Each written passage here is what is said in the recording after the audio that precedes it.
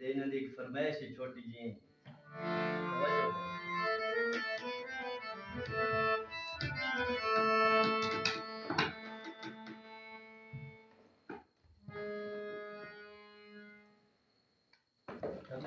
मसला है फुर भी करता है मैं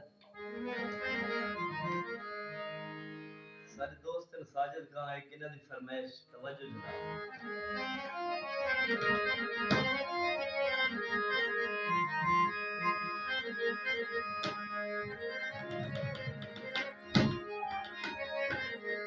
हाल दुखियां दा नै पुछदा तू दिते आया कर ढोला बसाऊं ते नै ढुकदा नवी टूटी पराडो गड्डी तले